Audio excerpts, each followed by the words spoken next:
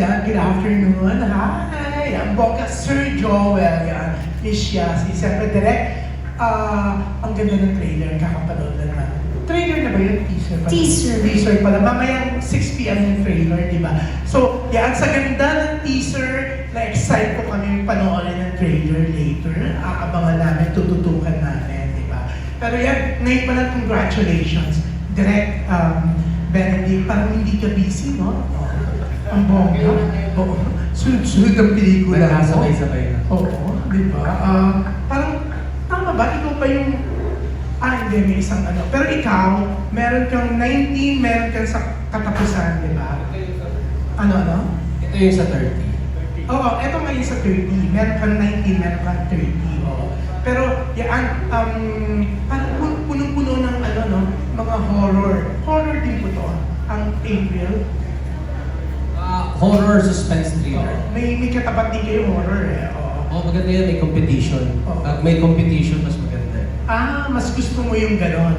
Kasi buhay yung sinihan na pag may competition. Oo, di ba? Pero yan, Yasi, Sir Joel, teaser pala talagang nagustuhan namin. So, kayo po, anong masasabi niyo with Isolated? Yeah.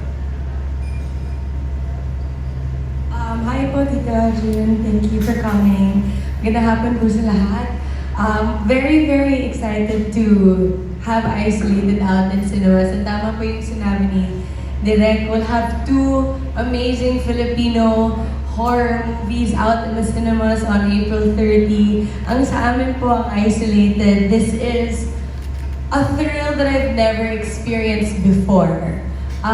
Talaga pong na-challenge po ako dito physically, mentally, emotionally.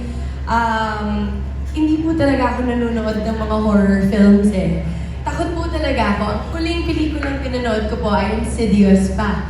Sobrang matagal na. Kaya, nung pinitch po ito sa akin, natatakot po ako na tanggapin. But I said, it's a nice challenge. It's an honor to be working with Tito Joel, to be working with Direk Ben. Grabe, as in, kakaiba ang experience ko dito. Kahit off-screen, nakakatakot. Yeah, so, sabi mo off-screen nakakatakot. Ano yung mga pangyayari? Meron pong isang time, kasama ko po yung hairstylist ko, si Maha. Tapos, lumabas po ako para mag-wifi kasi nagsabi po ako magla-lock-in po muna ako. Lock-in ako, pagdating ko doon parang medyo natatakot ako, umuwi-uwi ako. Finally, after a few days, nag-stay na po kami doon. The next morning, kumuha po ako ng wifi din sa may living room. Tumakbo si Ma, sabi niya, Yasi, huwag mo nang paglaruan yung pituan ng banyo. Naliligo ako. Sabi ko, sa kwarto natin? Wala ko din sa kwarto namin.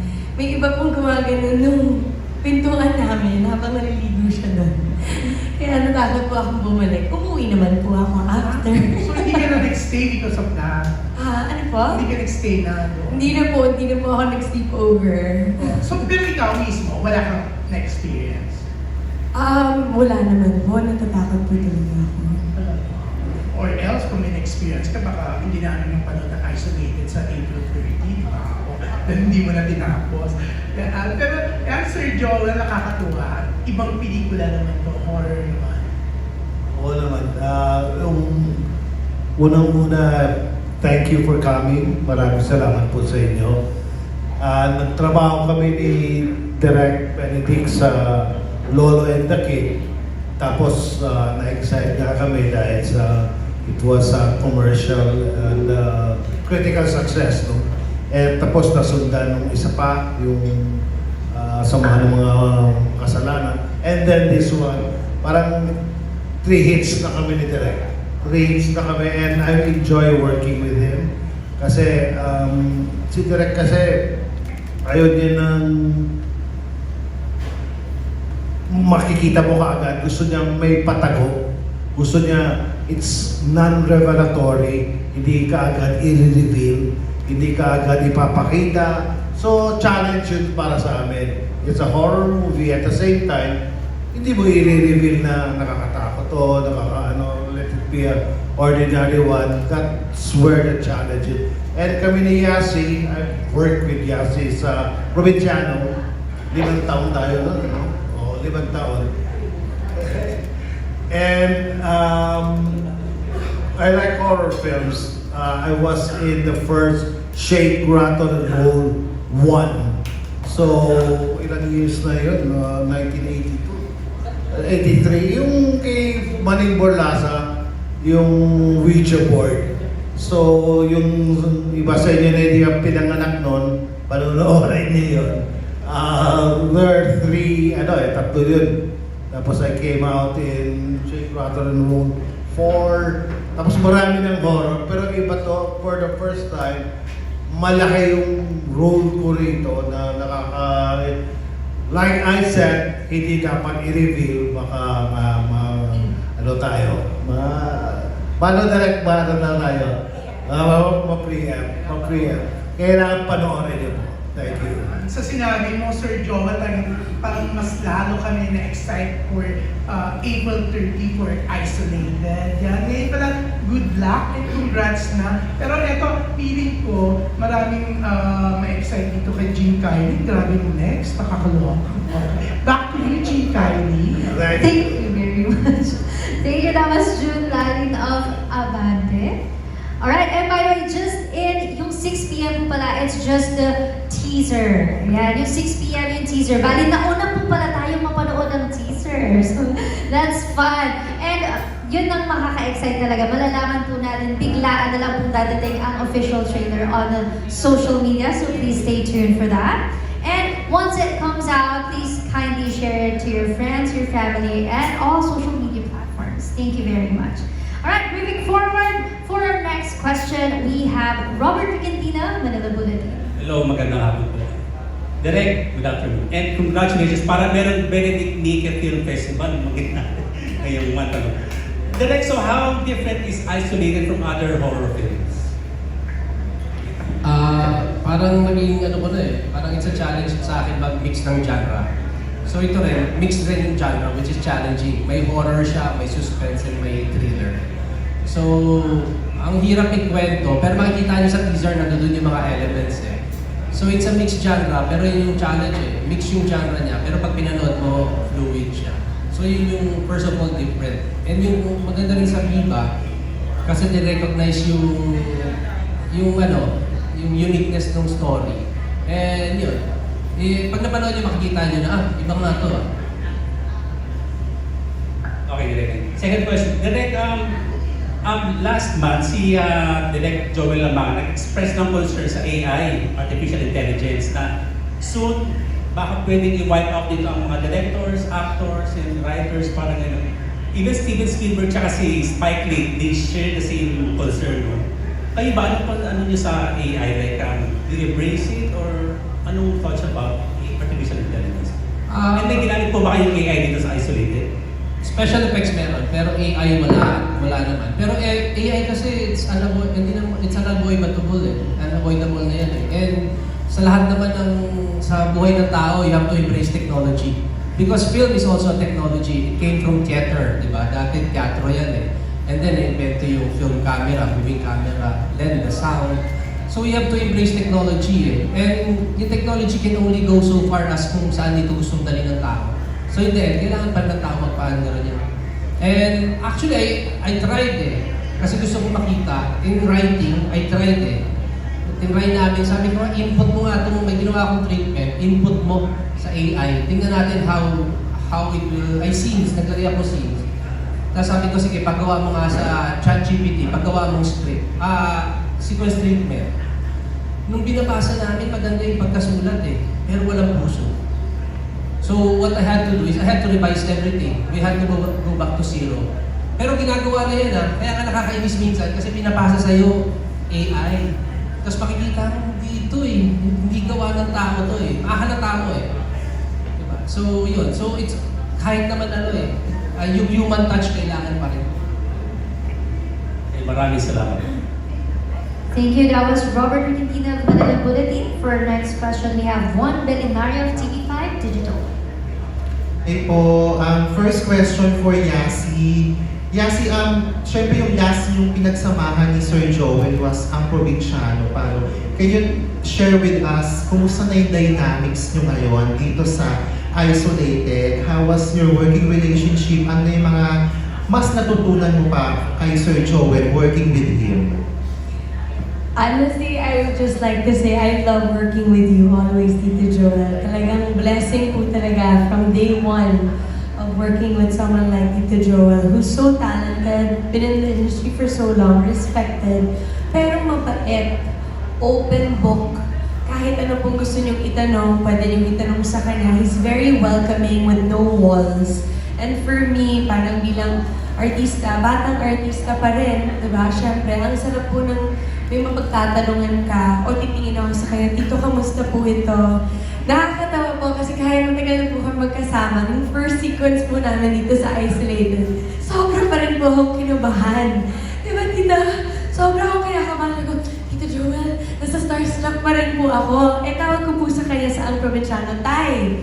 Eh, dito different dynamic po talaga. Tsaka, grabe po talaga yung script nito. Paikot-ikot, nakakagulat. So, ako talagang, I'm trying to take him away sa pagiging tatay ko.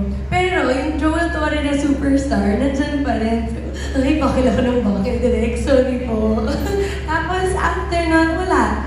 It's very, very relaxed and relaxed with everybody. Sa totoo lang po. Ang script lang po talaga hindi relax tsaka ako. Kasi kabado po ako palagi. But, one of the easiest and hardest projects that I've done is Isolated. Because of Tito Joel, ang sasandalan ko palagi, sobrang galing din ng co-actor and everyone else.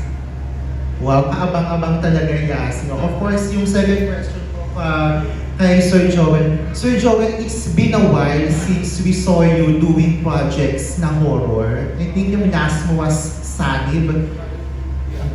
Years ago. Kumusta na po kayo ngayon working with this genre? How was it working with this genre compared to nakilala ka namin ito heavy drama, action? Kumusta na po kayo working horror? That's true, no?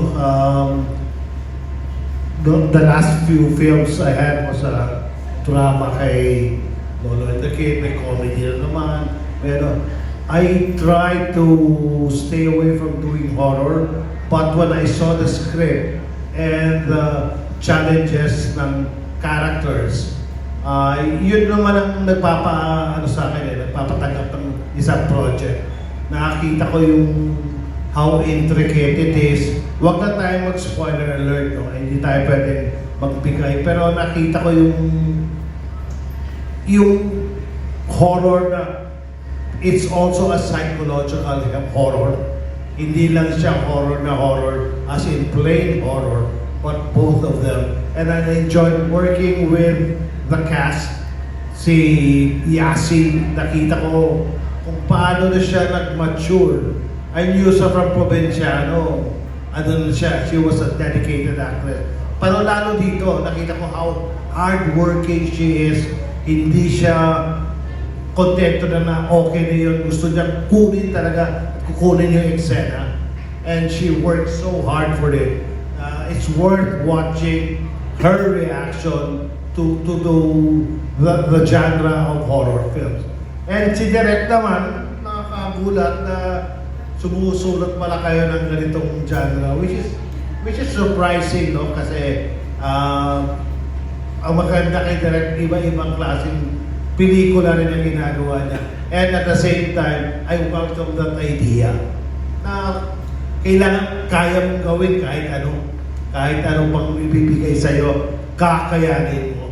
Because as an actor, as a professional actor, you should be able to deliver. Thank you. So Joel, isingit ko na, speaking of you were able to deliver, comment nyo lang po, lagi kayong trending sa social media, sa mga eksena nyo dun sa teleserye nyo sa Incognito, lalo na pag naghihiligay nun kayo. Quick reaction lang, Sir Joel. Ay, sus. Nagpasalamat kid ko sa mga Ilonggo. And it's quite, that they're using the Ilonggo accent not as a means of comedy.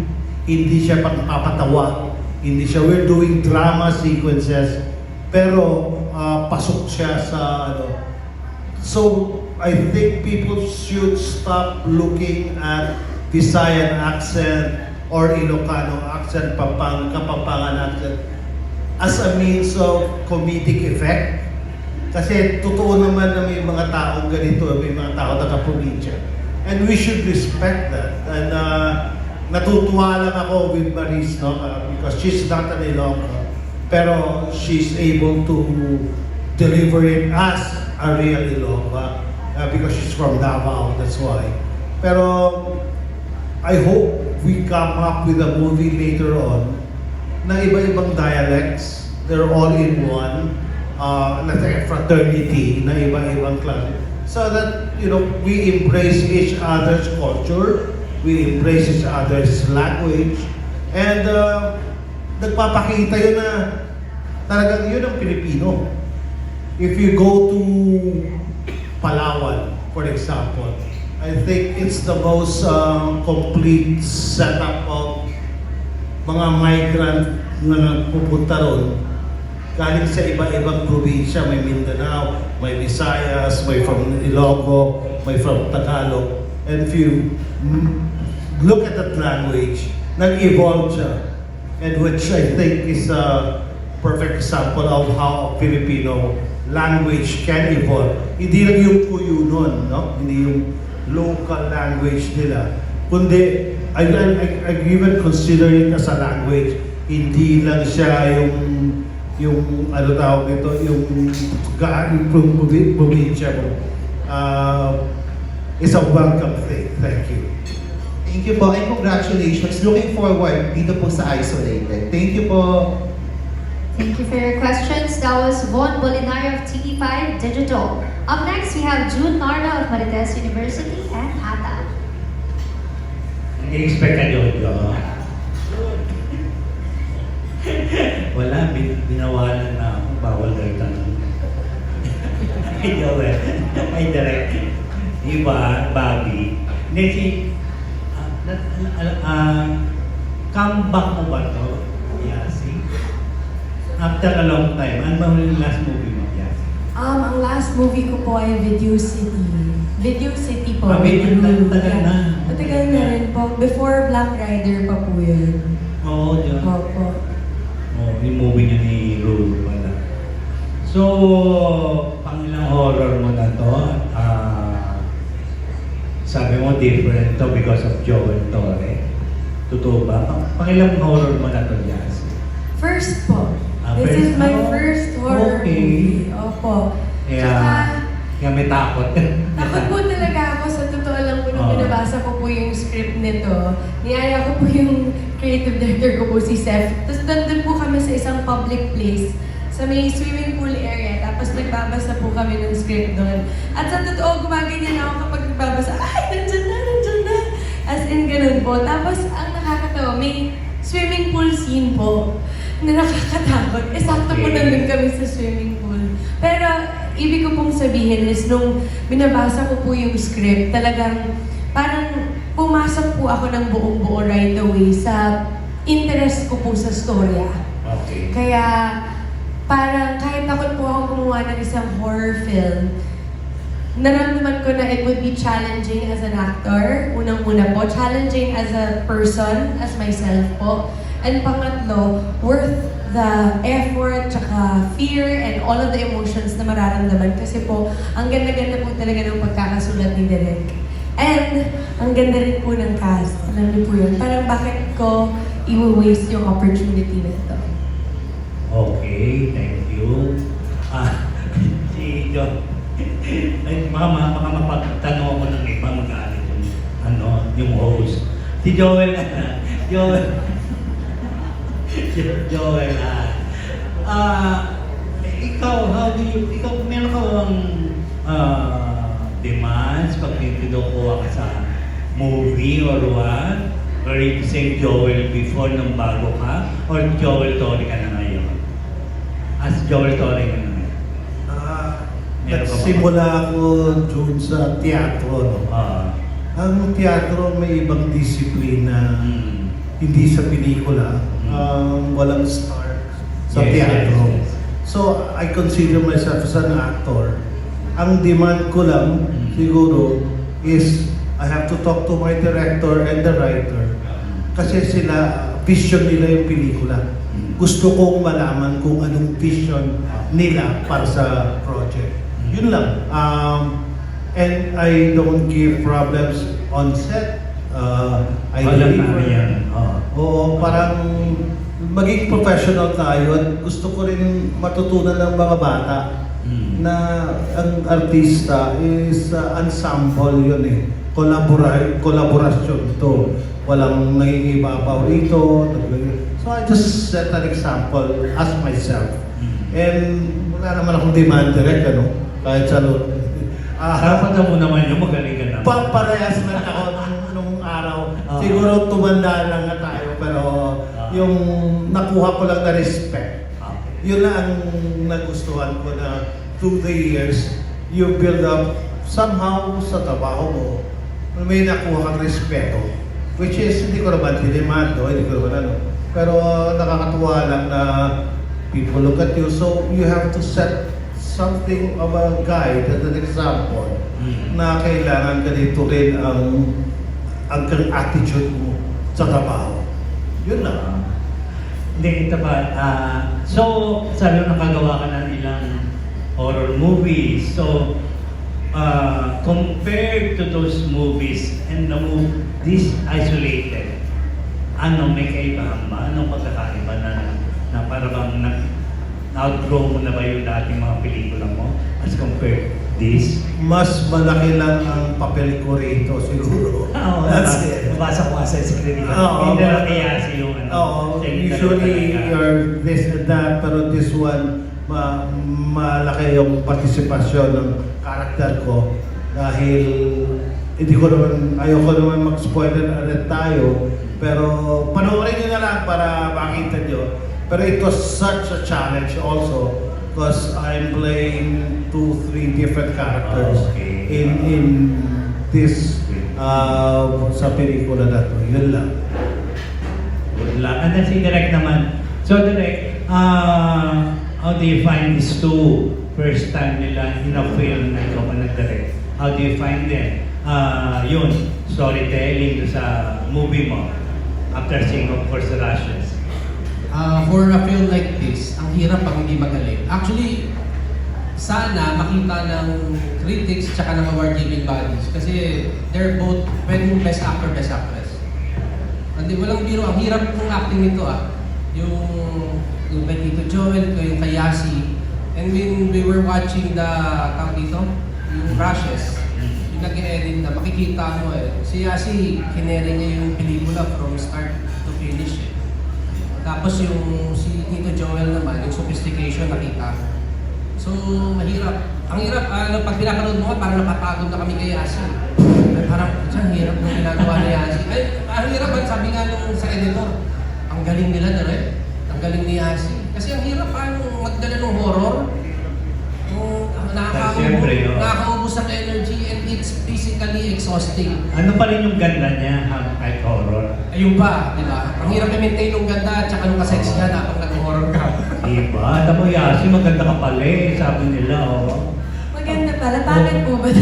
Tisirahan ka na kasi nila. Bakit? Ganda kaya. Hindi makikita niyo. Yes. Siyempre, di ba, acting ka yung ganda. Paano mo pinakawalan yung direct? Pero di ba, yung maganda kang uma-acting na tatakot? Pero totoo yun. Tama kayo, Kuya Jun. Tawag dito, pag tinignan nyo lahat ng horror leading ladies, they keep the sexiness at saka beauty. Yes. Di ba? Lahat yan yung, di ba, yung maski sa horror magaganda sila meron talaga. Kasi yun yung attraction ng horror yung tawag dito, yung sex appeal. Yes. Tapos natatakot. So yung na-maintain mo ba yung ganda, sexiness ni Yasi dito sa isang horror movie? Oo naman, kita-kita. Hindi nga namin actually, iniwasan namin ng konti kasi baka maka-distract. Dun sa acting at saka dun sa kwento. Kasi ang sexy ni Yasi ngayon, nagulat niya ako. Siyempre, Diyos ko, madala sa Bicol yan. Alam niyo po, Tito Jun, ako na po po nagluluto ng halos lahat ng pagkain kaya po sobrang healthy ko na talaga. Gano'n. So, anong reaction mo sinabi ni Direk na yun? Kailangan may miski takot ka sa eksena, ano pa rin yung sexiness, yung ganda mo, Hindi ko nga po naiisip po yung June sa totoo lang po. Thank you, Direct. Nakakahiya kapag sinasabi yun. But wala kasi ako, hindi naman po ako doon nakafocus Ako, pinaghandaan ko po talaga yung role, pinaghandaan ko po yung character, pinaghandaan ko po yung journey po niya. At yun lang din po talaga yung focus ko, yun lang yung iniisip ko. So, Direct, thank you po kung may ganun po pala. Kasi ko lang, ano yung sinabi mo kinakain, ikaw nagluluto, ikaw nag-aantay, yun yung TV by that. Ikaw ba? Ako, Ayun, kaya sobrang iba na po talaga yung healthy living, healthy life. Kaya talagang I also prepared for this character's look. And syempre, lahat close up, lahat ganyan. Kaya you have to be fit, you have to be physically ready sa lahat po ng mga takbuhan, sa lahat ng mga basta marami pong mga physical na nangyayari po dito Kaya hindi pwedeng hindi po ako Healthy, handa. Opo. Hindi ka makain ng bacon.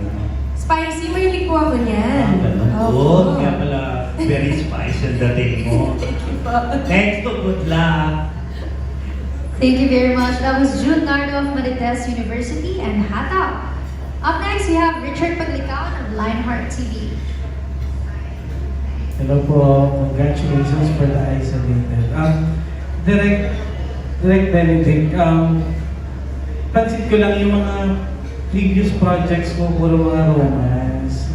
And first ba tong horror?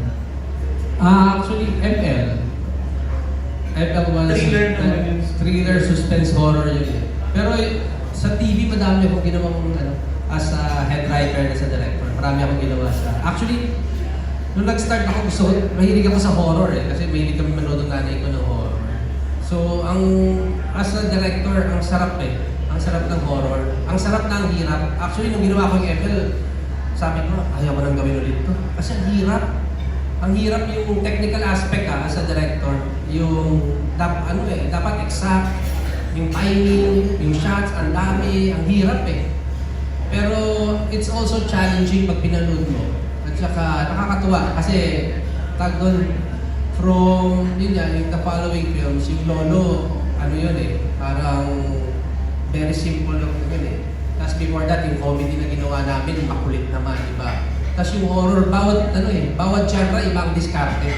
Ibang shots, ibang lente na ginagamit mo, ibang movement. So, yun, it's challenging at the same time, pag napapanood mo na, katulad dito, parang wow, ganda, sarap. Kaya sa storyteller, masaya siya gawin. Dito direct sa Isolated, ano yung pinakamatagal yung ginawa, pinakamahirap for you? Ang hirap kasi pag yung mga technical aspect, actually lahat mahirap Ang hirap kasi yung eksakto yung framing mo, yung movement, so coordinated, yung artista, yung cameraman, pati audio Kasi gumagalaw, so tumatakbo, actually halos lahat mahirap. Kaya pag makita nyo, yun yung yung pinakasimple. Pag pinanood nyo, simple lang pero ang hirap gawin. Yun yung horror Ang simple panoorin, pero ang hirap gawin. So, yun. Ang challenging yung may yung mga, hindi ko pwede sabihin Pero maraming challenging. Kasi i-coordinate mo lahat acting, camera movement, basta lahat. Pero exciting na siya. Makikita niyo pag napanood mo. Ito na lang, without spoiling dyan sa movie, Yasi and Sir Joel, ano yung pinakamahirap na ginawa niyo dito at pinakamatagal? Ninyong na-shoot. Matagal po lahat. May specific Kasi po, scene ba? siguro ang towards the ending, doon po talagang bugbugan po talaga kami doon. Sa oras, sa physical activity, sa emotions. Parang kalahati po ng pelikula, ganyan po kataas Kaya yung last few days, last 4 days, yun. Yun po ba yun? Yun yata po, yung dire-diretso talaga. Meron po kaming nilabas na isang picture. I think yun ang pwedeng sabihin. May eksena po doon na nakatali po ako sa table. Pagod na pagod din po talaga ako nun. Nung tinatali po nila ako, tulog na ako. Nakatulog na siya. Nakatulog na po ako. Patulog kasi doon sa ano. Tapos, yun, ganun kataas yung stress level. Kaya talagang bumagsak yung katawan ko. Sakto, nung take na, pagising pa lang ako. Sir Joel. Palagay ko yung revelation, hindi nga natin kailangan i-spoil. Pero ang revelation, parang 3-4 na pages yun. It's very physically demanding for both of us. Lupay-pay kami. Tapos, si Direk, mahilig siyang kunan yung para spontaneous, mahabang eksena. Tapos ituloy yun.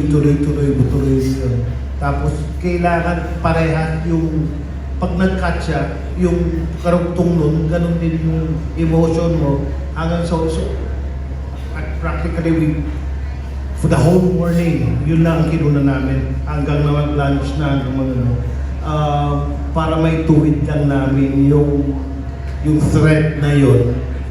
Napakahirap pero napaka-rewarding because we felt good after that. It's usually yung reward will come after your hard work. Hard work really pays off. At saka yun lang naman ang sa amin. Makita namin, okay yun pwede ka nang matulog ka mahimbing, pwede ka bago umuwi masaya kasi you deliver what you were supposed to deliver. Thank you po. Congratulations to the Jasmine, Sir Joel. Hi, Chard. Thank you for your questions. That was Richard Paglicaon of Lionheart TV. For our next batch, please do stand by. Nurse Alma of GMA Entertainment, Natalie Tomada of Philippine Star, Mark Magadia of Maganda Ba Movie, Miss Ana Pingol of Abante and Pika Pika, and Erwin Ogawa of Anong Ganap. Our next question will be coming from Nurse Alma of GMA Entertainment. Hello, good afternoon. For Direk po muna. Direk, alam naman natin mga Pinoy mahilig sa mga ganitong klaseng pelikula. So, ano po yung kakaiba rito na dapat abangan ng mga Pinoy? Na hindi pa nakikita siguro sa mga ibang horror. Concept-wise, I think, bago to. Parang hindi pa napapanood. Kasi ngayon yan, because of the mixed genre. Actually, yung ginagawa namin, tinatanungan namin parang, ano ba? Tumawid ba? Kasi yun pag nag-mix ka ng genre, yun gustong malaman kasi nung nag-edit kami. Tapos, usually I test may ilang taong nanonood. Sabi ko, ano ba, fluid ba? Ano pinapanood? Parang isang pelikula siya. Sabi lang ako tumatawid, which is surprising. Kasi ang ganda kasi when you're watching a horror movie, dapat roller coaster yung emotions, di ba? Roller coaster yung emotion. So, nung pinapanood mo, ganun niya. May horror, may comedy, may suspense, may mapapatayo ka sa upuan mo Kasi sa yung nagpe-preview kami, gumagano Tapos yung iba naman, gumaganyan. So, nakakatakot niya kami, baka ma-ex kami ng MTRCB. So, yun, exciting siya. And I think, nangihingi yung the audience is asking for, di ba sabi nga, may study na the audience is there, they're just waiting for something to watch na worth their money and their time. I think this is worth your money and time. Kasi makikita nyo, sa acting pa lang, sulit na sulit niya. Sabi ko, pwedeng i-nominate si Tito at si Yasi ng best actors dito sa nomination. Tsaka if you know how to read the film, makikita nyo na malalim siya, may siya gusto sabihin. Okay, for Sir Joel, ano po pakiramdam ng parang maging isang Joel Torre? Like, sabi nga po ni Yasi, ang tingin niya sa inyo parang superstar pa rin. And marami po mga younger artists na talagang tumitingin na sa inyo. They admire you for your talent.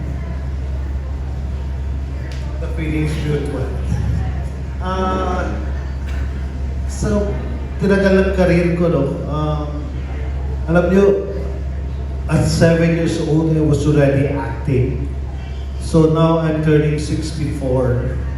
So, in a span of 56 years, my body of work is nasa acting. Half of my life, or a lifetime na, nasa acting.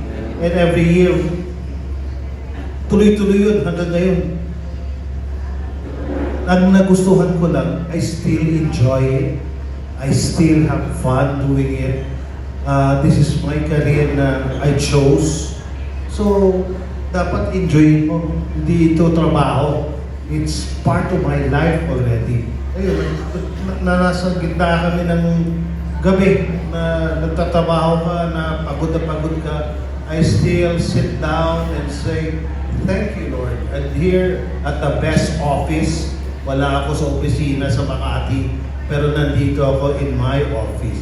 So I hope yung mga bata na nakikita nila yung fulfillment, yung enjoy, and of course, the hard work that pays off. Yun lang naman ang gusto ko eh. Love your job. According kay Tito Vic Silayan, nagtrabaho kami sa Karnal, which was 1984. Lagi niya ako tinatawag, Joa, come here. You know, Iho, you should love your job, and your job will love you back. So, tinatandaan ko lagi yun, na hanggang ngayon, I love doing what I'm doing, and I don't think I will retire from this. Pero maliban na lang kung, physically you cannot do it anymore. But I hope it translates to the young generation na, mahalin yung trabaho nyo. Trabaho nyo, mahalin kayo ng trabaho nyo. Thank you. Thank you. And lastly for Yasi. Yasi, first horror, no? Paano mo siya ikukumpara sa mga ibang genre na nagawa mo? Mas okay ba to? Or uulitin mo ba? Sa totoo lang po, nung una, sabi ko, okay, first and last. Kasi gagawin ko lang talaga to challenge myself. Pero baka hindi ko na po talaga ulitin. Nag-shower po ako, isa lang po yung mata. Ayoko po nun yung naghuhugas ng mukha. Pagtingin mo sa salamin, may nasa likod mo. Naku, umuwi akong ganyan. So sabi ko, baka hindi ko na po siya ulitin. Pero sa totoo lang po, parang kahit nahirapan po ako, nagkakaroon po ako ng mga dreams after. In a way, feeling ko tumapang din ako bilang matatakotin na baby girl. Kaya nag-enjoy po talaga ako at baka ulitin ko po ulit. Sobra po talaga ako nag-enjoy. It's such a different challenge sa rom-com. Tsaka feeling ko rin po ako bilang actress, this character is very, very different from anything I've ever done before. Yun. Kaya grateful po ako. Okay, follow up na lang kasi sabi mo yun nga, natatakot ka even after shooting. Paano mo siya na-overcome? Paano mo pinagpag-yung Paano ba? Nagpahinga po talaga, nag-detox po talaga. Mahilig po ako dun sa parang center yourself, tapos parang relax, as in sobrang retreat. Retreat, mga 5-6 days yun, na retreat na parang come back to who I am, tanggal na po yung character, tanggal na po yung lugar sa isip ko. Tsaka yung mga elements, uwi po muna sa council. Yung mga elements po na nakikita po dito sa pelikula, ang dami po mga iba't ibang klase na nasa stock po sa isip ko. So lahat yan kailangan ko po muna ilot ko. Thank you for your questions. That was Nurse Amma of GMA Entertainment. Up next, we have Natalie Tomada, Philippine star. Hello, good afternoon. Hi, sir. Hi, Yasi. Hi, Direk. Siyempre, si Direk. Back-to-back kayo, Direk, na films. May lalabas, di ba? Nagsunod, congrats for that. But I wonder lang, speaking of back-to-back kayo working with Sir Joel Torre. And I wonder what keeps you working with him. What do you love about working with Sir Joel? Yun naman napaka-obvious. Tawag dito, yung professionalism. At saka it's always a pleasure kasi pag binigyan mo ng character si Tito Joel, aaralin niya and he's very, very collaborative. Tatanong niya, nakakatuwa nga kasi sa status ni Tito Joel, magtatanong pa yan, okay ba? Katabi, okay ba? Sabi ko, okay okay na, gano'n. So, yun, ang it's a pleasure to work with dito, good or great actors na committed dun sa ginagawa nila. Which I saw rin kay Yasi when we're doing this. Nung nakikita mo, okay inibigay ni Yasi. Na hindi namin matatapos to if my actors, dito hindi sila ganun ka-committed, tsaka ganun kagaling. And it goes with the supporting cast. May supporting cast kami dito. We were, it was fun kasi, wow, ang galing rin nila. The other cast, ang galing nila. Pero especially the two. So it's nice to work with, ang sarap mag-repeat Meron pa kami ni Tito Joel, ewan ko kung matutuloy. Pero, kami ni Yasi, meron pa rin kami mga pinaplano. So it's nice to work with good actors and professional actors. So parang news mo na, in a way, si Oo kasi di ba, parang yan ang Robert De Niro ng ng Pilipinas Sana ako si Martin Scorsese pero hindi Pero yung Robert De Niro ng Pinas So syempre sarap mga pagtrabaho na gano'n. So if I may ask lang direct, may films, ito ba na film na isip mo na siya kagad yung... Actually sinabi sa akin sabi nila gusto nila yung Isolated. Sabi actually si Boss Bal, tumawag sa akin, direct gawin natin ito, ha? December yun. Sabi ko, December na Sabi ko, Tapos medyo-shoot pa ako ng January. Sige, pinipad ko tsaka isula. Dapat out of the country to Tapos sabi nila, sino pwede? Sabi ko, pwede si Tito Joel. Okay. Kasi Yasi, okay, good. Sabi ko, ang ganda ng cast. Game, gawin na natin. Kaya rin napag-game ako kasi ang ganda ng cast.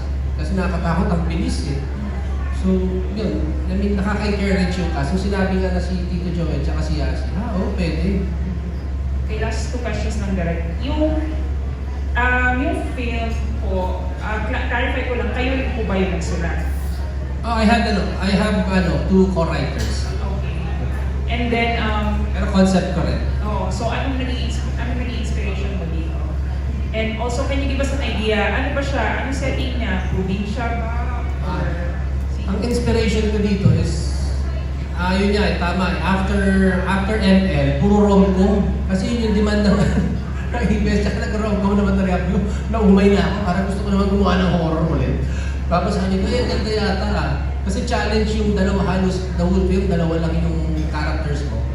Sabi ko, sige nga, gagawa ko ng horror. Tapos, napunta ako sa Canada. Tapos nakita ko, ang ganda ng mga place doon na isolated. Pag pinuntahan mo na puro snow. So sabi ko, bakit di ka gumawa ng gano'n? Tapos The Shining, di ba, yung tag dito. Kasi yung mga Stephen King, fan ako ng Stephen King Yung bata pa ako nilito sa Stephen King So ang ganda ng mga gano'n na tag dito, na kwento. Tapos you have good actors nga. Tapos ang kwento nito parang isang isolated na resort na abandoned na. Thank you so much. Thank you. Thank you. That was Natalie Tomado, Philippine star. Up next, we have Mark Magadia of Maganda Ba Movie. Hi guys. Here. Question ko muna is kay Direk. Kasi we've seen your works from rom-com, tapos medyo dramedy, ganyan. But you have this, yung film nga na NL, which is so different from your other films. But at the same time, effective, super effective actually in ML when it comes to making a thriller movie that's also politically sound na pelikula. So because of that, parang I'm looking forward to see the Isolated. Kasi ibang-iba. So yung question is, ano yung direct yung advantage and disadvantage if you have different genre within your filmography? And paano ka parang tumatalon sa isang genre to another na sobrang magkaiba? Ano yung mga process na ginagawa? Ever since kasi, maski sa libro, mahilig ako magbasa ng libro Usually, 4, 3, 5 libro binabasa ko. Iba yung sa banyo, iba yung sa sala, iba yung sa tabi ng kama. Dito, yun, marami, iba-ibang genre din. I started with Dog Mandino, Stephen King, sa mga Reader's Digest, yung mga short story, ganyan. Tapos, yung mga Food for the Soul, dito, Gabriel Garcia Marquez, Isabel Allende. So iba-ibang genre rin yung gusto ko eh. And as a storyteller, it's a challenge for me.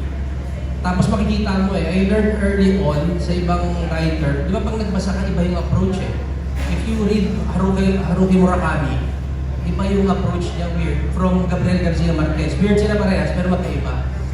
Tapos, yun, so when you read them, iba eh. So pag ikaw nagsulat ka, ang sarap, kasi minsan umay ka na lang puro na wrong book. Diba? So magsusulat naman ako iba. So yun, parang pantanggal umay sa akin yun eh. Tapos yun nga, as a storyteller, as a director, it's also challenging how to execute each ng iba. Iba ang sulat ng writing ng, bawat isang genre, iba yung sulat ng writing eh. So, as a director din, bawat genre, iba rin ang treatment. So it's exciting for me kasi hindi ka rin nalala. At the same time, yun, ang daming, di ba, I think I'm a storyteller at heart eh. Maski hindi na ako nagdidirect o nagsusulat din ito, may hindi ako magkwento.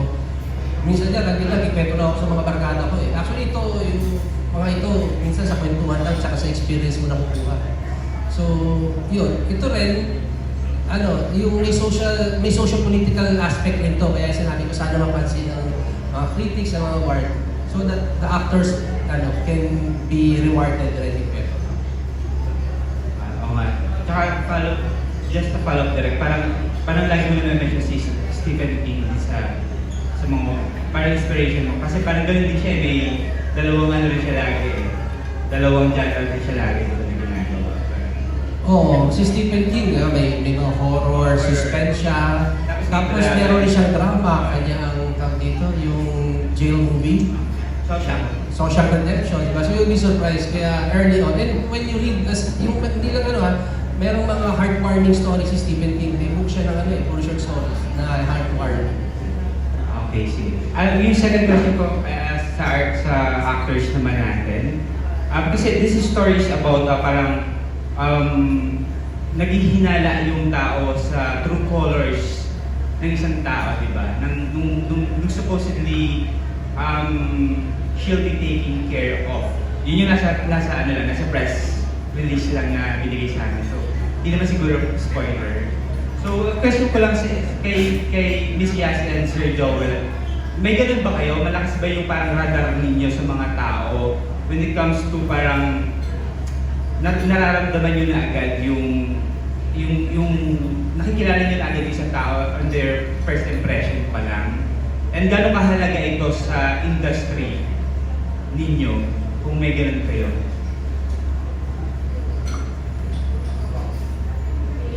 Yung tanong mo regarding the character, yeah. What my character is, may amnesia siya, may dementia, may Alzheimer's. So he's really, walang-wala siya sa pero towards the second part, it's a different story. Marami ng kababalagan na nangyari. But going back to your question, do I? Well, meron. You sometimes trust your gut feelings, your instincts, pero don't rely on it as a basis for reading somebody because may iba pa rin yung perception mo lang yun eh. Lahat tayo may mga perception towards another person. But in reality, meron somebody ng ibang character niya pala. So, I don't really, the word is be judgmental. Ayoko na maging judgmental. I take it as yun lang muna. And then later on, I give it time para makilala ko yung person. And then maybe I can more or less weigh kung anong klaseng tao siya. Tama. I agree. Regarding po sa character, kay Rose, sobrang hardworking ni Rose, sobrang dedicated niya sa pamilya niya. She does everything talaga. Ang hirap ng buhay maging isang public nurse po pala talaga. Ngayon, parang walang-wala na sila kahit di matulugan. And ito ang isang opportunity na dumating sa kanya, di ba? Parang nandito ka sa isang malayo nga lang na lugar, di ba? Isolated nga lang yung place. Isolated lang kayo nitong isang older guy na alagaan mo. Pero again, wala ring judgment galing kay Rose kasi siya, may dangal siya, nagtatrabaho lang siya na maayos, di ba, para sa pamilya niya.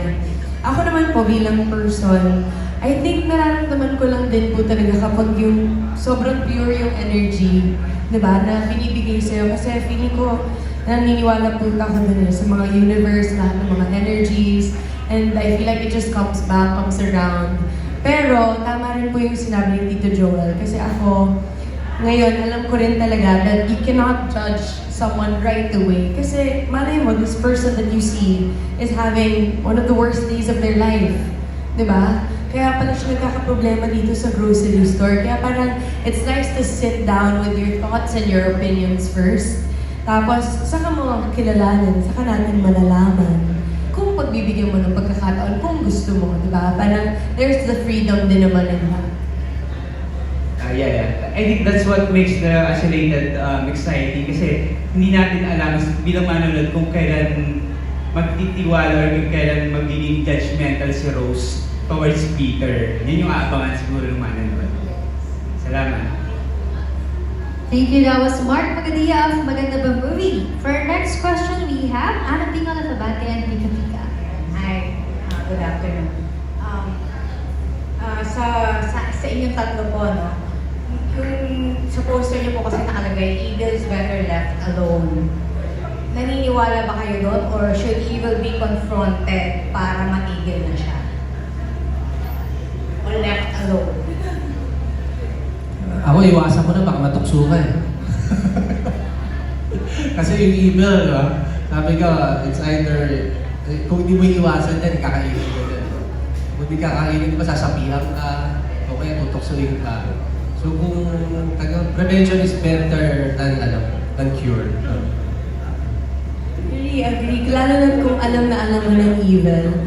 Ako po, parang iwasan mo na lang. Nakakatakot nga. Kung meron bang evil or anything sa buhay mo, mas mabuti pang huwag mo nang pansinin, huwag ignore, humiwalay ka na dun sa it's not worth your time and your effort. So, may tao talagang evil. If you look at it, may tao talagang there's something inside na better na iwasan mo na. Okay, thank you.